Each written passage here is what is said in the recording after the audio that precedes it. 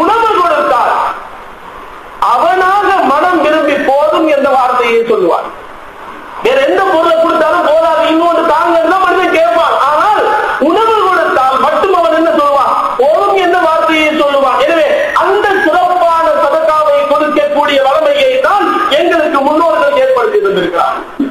கல்லூரி வைபவங்களை ஏற்பாடு செய்தார்கள். எதற்காக ஏற்பாடு செய்தார்கள்? அந்த அன்னதானம் உணவு கொடுத்த என்ற சிறப்பான அமலை செய்வதற்காக ஏற்பாடு செய்து தந்திருக்கிறார். அதுல உள்ளதான் நேர்த்தி வைக்கிறது. கல்லூரி வைபவங்களுக்காக, நல்லவர்களுடைய தியாகத்துக்காக நேர்த்தி வைப்பது என்பது இஸ்லாத்தில் உள்ளது. ஸல்லல்லாஹு அலைஹி வஸல்லம் அவர்களிடத்தில் ஒரு பெண்மணி வருகிறார்.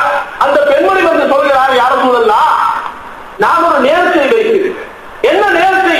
யார் ரசூலல்லாஹ், உங்களுடைய தலைக்கு மேலால் நான் ரப்பான் அளிக்க வேண்டும் யார் ரசூலல்லாஹ். ஸல்லல்லாஹு அலைஹி வஸல்லம் அவங்க சொன்னாங்க, அவு ஃபீ நதரிக, உன்னுடைய நேர்ச்சையை நீங்கள் நிறைவேற்றி கொள். ஸல்லல்லாஹு அலைஹி வஸல்லம் அவர்கள் சொல்கிறார். ஆக நல்லவர்களுக்கு நேர்ச்சை வைக்கலாம். நேர்ச்சை என்பது நல்லவர்களோடு சம்பந்தப்பட்டாலும் ஆனால் அது அல்லாஹ்வின் பக்கம் போய் சேர்கிறது. அதுல உள்ளதான் நாம் எங்களுக்கு ஒரு நல்ல விடயம் நடந்தால் ஒரு வழிமாறுக்கோ அல்லது அல்லாஹ்வுடைய தூதர் ஸல்லல்லாஹு அலைஹி வஸல்லம் அவருடைய கன்றிக்கு ஒரு நேர்ச்சை வைப்பது அல்லது குர்பான்களை கொடுப்பது, இவைகள் அனைத்தும் ஷரீஅத்தில் அனுமதிக்கப்பட்ட செயல்கள் என்பதை ஒவ்வொரு மனிதரும் வழங்கிக் கொள்ள வேண்டும். கண்ணியத்துக்குரிய பெருமக்களே, அதில் உள்ளதான் வரக்கூடிய கண்டில் மஜ்லிஸ்கள். அந்த கண்டில் மஜ்லிஸுக்கு ஒரு மாட்டை நாம் நேர்ச்சை வைக்கிறோம் அல்லது ஒரு ஆட்டை நேர்ச்சை வைக்கிறோம். இதெல்லாம் கூடாது என்று சொல்லுவார்கள். குர்ஆன்ல ஆதாரம் இருக்கிறது. அல்லாஹ் அல்லாதவர்களுக்காக அறுக்கப்பட்டதை சாப்பிடக்கூடாது அல்லாஹ் குர்ஆன்ல சொல்லி இருக்கிறார். இது ஒரு ஆதாரம். அல்லாஹ் என்ன சொல்லி இருக்கிறார்? வமா உஹில்ல பிஹி லிகைரில்லாஹ், அல்லாஹ் அல்லாதவர்களுக்கு அறுக்கப்பட்டதை சாப்பிடக்கூடாது. கண்ணியத்துக்குரியவர்களே, ஒரு ஆயத்துக்கு இன்னொரு ஆயத்து தஃசீர். அந்த ஆயத்தினுடைய தஃசீர் என்னவென்றால் அல்லாஹ்வே இன்னொரு ஆயத்தில் சொல்கிறார், ஃபகுலு மிம்மா துக்கிர ரசூலுல்லாஹி, அல்லாஹ்வுடைய பெயரை சொல்லப்பட்ட பிராணியை நீங்கள் சாப்பிடுங்க. ஒரு தியானத்துக்கு முன்னால கொண்டு போய் யா முஹியத்தீன் என்று சொல்லி ஒரு மிருகத்தை அறுப்பாங்க. அப்படி இருக்க மாட்டாங்க, அல்லாஹ்வுடைய பெயரை சொல்லி அறுப்பாங்க. அல்லாஹ்வுடைய பெயரை சொன்ன பிராணியை சாப்பிடுவது ஹராம். அது குர்ஆனில் சொல்லப்பட்டது எதுவென்றால், முன்னைய காலத்திலே காபிர்கள் என்ன செய்வார்கள்? அதாவது அவர்களுடைய சிலைகளுக்கு முன்னால் கொண்டு போய் சிலைகளுக்கு முன்னால் பிராணியை வைத்துக் கொண்டு சிலைகளுடைய பெயரை சொல்லி அறுப்பார்கள். அதைத்தான் அல்லாஹ் தஆலா குர்ஆனிலே ஹராம் என்ற வார்த்தையை கொண்டு சொல்லி இருக்கிறார். ஆக இன்றைய காலத்துல தந்தூரி கூடாது என்று சொல்வதற்கு ஒரு சிறிய ஆதாரம் அது. தந்தூரி கூடாது என்பதற்கு ஒரு ஆதாரம் என்னப்பா சொல்லி காட்டுவார்கள். என்ன ஆதாரம்? அங்கு ஆடு மாடுகள் அறுக்கப்படுகிறது, அதனால தந்தூரி கூடாது. சரி, அதனால் தந்தூரி கூடாது என்றால் நான் ஒரு வழியை சொல்கிறேன். ஆடு மாடுகள் ஒன்றையும் அறுக்காமலே கருவாட்டின் மூலமாக தந்தூரி கொடுத்தால் கூடுமா? கண்ணியத்துக்குரிய இன்றைய காலத்துல தந்தூரி சாப்பாடு சில மக்கள் கைக்கு கூட இருக்க மாட்டாங்க. ஏன்? அங்கெல்லாம் ஆடு மாடு அறுத்திருக்கு, தியானத்துக்கு அறுத்திருக்காங்க. சரி, அது தேவையில்லை. ஒரு மரக்கறியின் மூலமாக சாப்பாட்டை கொடுத்தால் சாப்பிட முடிகிறதா? சுமான பொழுதில் சிரித்து வருகிறதா? முஹியத்தீன் பொழுதில் சிரித்து வருகிறதா? நவுதுபில்லாஹ், அந்த வார்த்தையை நாம்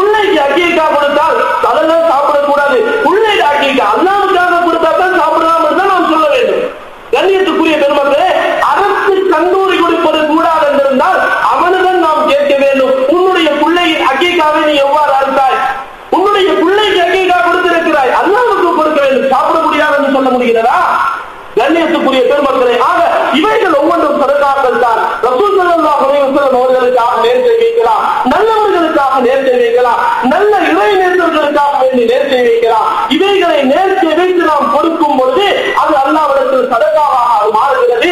எங்களுடைய பல முசீபத்துகள் அனைத்தையும் எங்களை விட்டு அகற்றி எங்களை ஒரு நல்ல மனிதனாக இந்த பூமியில் வாழ